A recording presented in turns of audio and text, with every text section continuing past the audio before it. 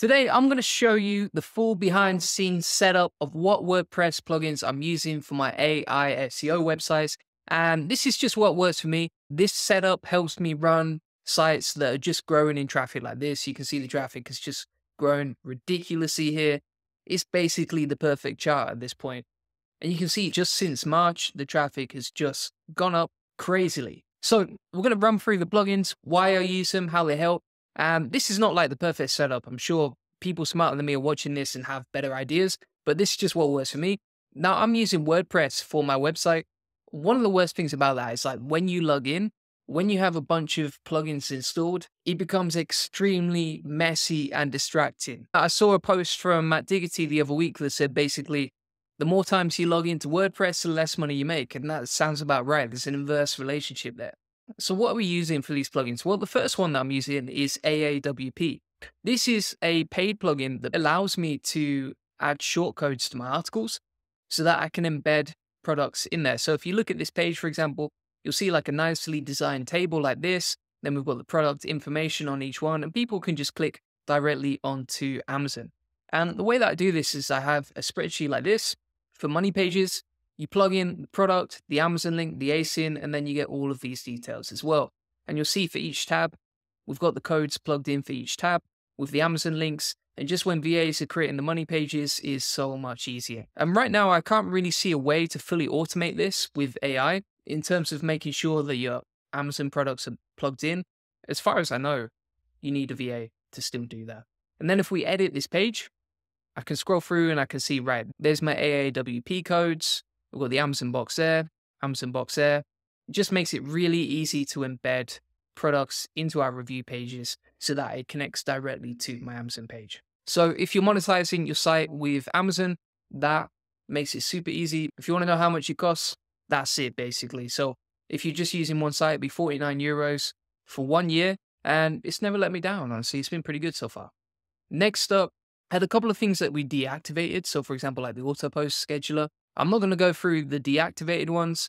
Also got Classic Editor. Now, why would I use Classic Editor? First of all, it makes it way quicker to edit content, right? If you edit content on Gutenberg, it's really slow. It takes ages. And it's a much slower editor. Whereas if you use the editor like this, Classic Editor, you can go through the content really quickly. It's like a Google Doc, honestly. And that saves me and my team a lot of time. On top of that, as you'll see in the scheduled section, when we were adding the content from Autoblogging AI, the 1,000 articles that we got scheduled, well, Autoblogging required us to switch from Gutenberg to Classic. It didn't affect any of the content, but it actually sped up the editing process. And because I've still got scheduled posts, I can't switch back to Gutenberg, even if I wanted to, but totally fine with me, it saves me time. One thing I want to say as well with Aawp is if you buy, quite often you can get discount codes. If you Google them, you'll find a bunch. There's even a discount code on the official website like this. So if you just Google before you purchase, you should get a discount. For example, if we click on that, then you'll see a official discount code. I'm sure there's others if you do a bit more research, and then you can just purchase like this. You'll save a few euros. Now, the next plugin that I recommend is Easy Table of Contents. Easy Table of Contents is pretty obvious. It creates a table of contents, right? So people can click down, Google can link directly to it. It's very easy to navigate the content, that sort of thing. One thing I've done on the new site is instead of using the Easy Table of Contents, you can see in the theme, with the widgets, we've actually designed a nice table of contents like that people can scroll through and it gets straight to the point like that. And I think that actually looks a lot better in terms of usability rather than having it here. And obviously, if you're on mobile, that is not going to look great. So this works, but it's a bit of an old solution. I think, honestly, having a table of contents on the sidebar instead looks a lot better, feels a lot better, and it's all about what's best for the user, right, when they land on your site.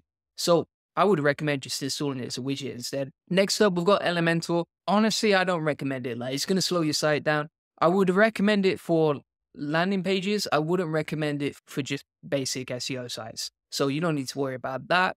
Google Analytics, obviously, we want. What else do we have? Obviously, we've got Mediavine installed for ads. So a lot of the content on this site makes money with ads. And Mediavine is installed as a plugin on this site. So if we open up Chipper Birds, a blog on incognito, you'll see the ads appearing like this within the content on the sidebar, etc. down here. Because a lot of the content on that site is informational, so we just make money with ads there. Link Whisper, it's okay. Basically what it is an internal link building tool.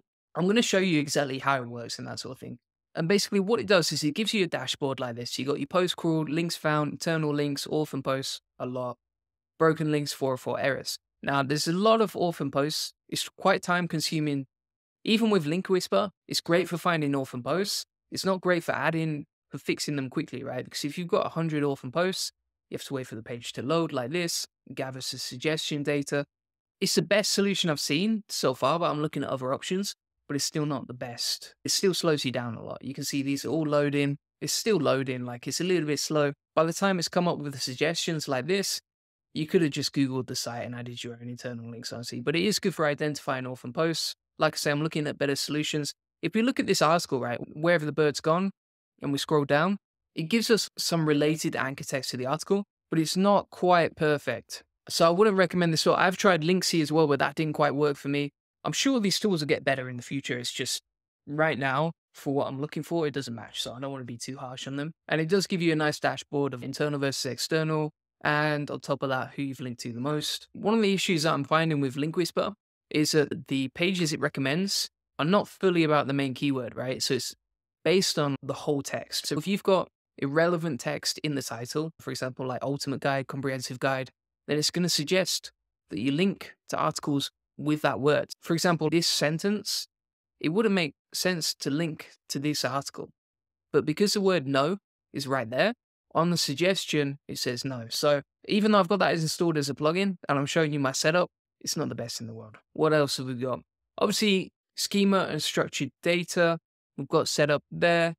I want to show you the ones that I really understand because some people have come in and added plugins when they've worked for me as well. And that's one of the risks that I want to explain to you is like, if you have a team working for you and they ask to install plugins, if you don't know exactly what plugins they're installing and how it affects the rest of your site, you got to be really careful because, for example, I've had VAs who have come in and they have the best intentions in the world, but when I've looked back at their work and I've seen they've installed plugins like Rank Math and then accidentally no indexed a lot of content on the site, which drops the traffic, of course, then that becomes an issue. So you got to watch out for stuff like that. Ideally, if you're involved with this website and you have the time, don't give your whole team access to activate plugins because sometimes they don't see all the moving parts and how it can affect your whole site. Webmaster Tools, we've got set up, and Yoast as well. I know a lot of people don't like Yoast, so I'm not going to go on about that too much. For my other AI website, AI SEO, I'll show you the plugin setup for Vogel Wonderland is quite different. So this is a brand new AI site. I think some of you saw me set up. And if I go to plugins over here, it's a brand new site. So first of all, way less plugins. And I would recommend less is more. You know, the less plugins you have, the less distracted you're going to be, and everything's going to be easier. Plus, if you have too many plugins, it can slow you down, it can slow your site down, and it can just get too distracting. Crazy distractions equals less productivity. So what have we got installed on here? First of all, Classic Editor, because we use Autoblogging AI for this again. Classic Widgets is pretty good. Let me show you how the widgets are set up as well. So it looks pretty nice.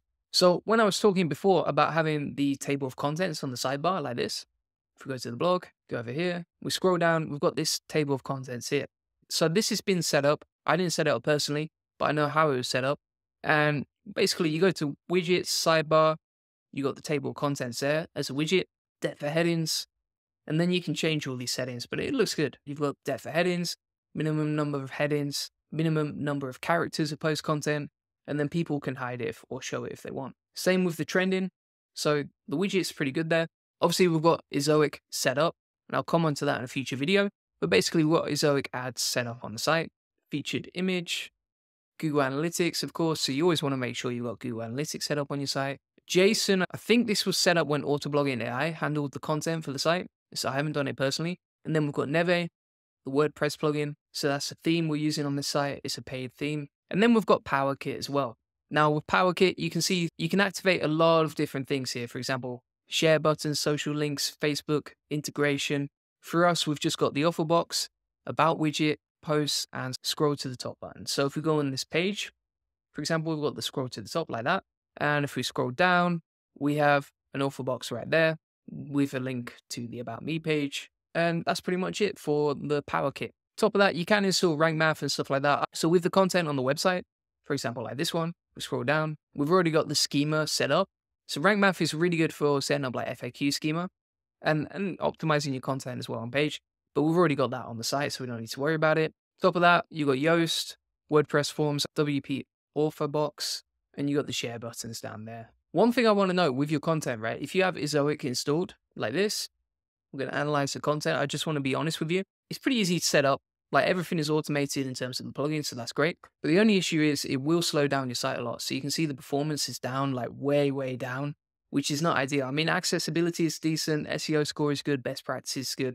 But some of these metrics are going to go way down. For example, like your page speed index. That's the issue with Aawp. So if we start getting a lot of traffic to this site and it becomes an issue with page speed, for example, then I might look into other ways to monetize it. But right now, Aawp is working. It was easy to set up. And I just want to say as well, with the plugins, this is not the most comprehensive list in the world. You know, it's just what I'm doing. I'm sure there are smarter SEOs out there who are watching this and have really good plugin recommendations as well. But I just feel like for everything in my life, I try and keep it minimal. So even like my desk, I keep clean. I don't really have many material possessions apart from work-related stuff. That's the same with my desktop. I don't have any shortcuts to anything on my desktop. I keep it very clean and tidy. It's the same with plugins. I want to keep it as clean and tidy as possible. If you look at the plugins on Chipper Birds, it's a little bit messy. There's a lot of plugins there, but I just don't want to break anything. And that's why I have a lot of plugins set up. And some of them I don't know what they do, but you know, it's one of those. What can you do? I would say with plugins and WordPress, there's so many different directions and things you can do, but it's going to get messy. It's going to be a waste of time. And there's literally an endless number of plugins for WordPress. I think you can even create some with ChatGPT, but I just want to keep it minimal, keep it straight to the point. I don't want to be distracted by plugins. I want to focus more on the big things that move the needle with content and backlinks with SEO. And I think that's why we've got such good results with a lot of the AI SEO sites. It's simply because I don't get distracted with the small stuff that's going to waste my time. So if you want more tutorials on how to set up your AI SEO site and get results like I have, then check out my course. It's available for free. I'll leave it in the comment section. Get it for free. Thanks for watching. Appreciate it. Bye-bye.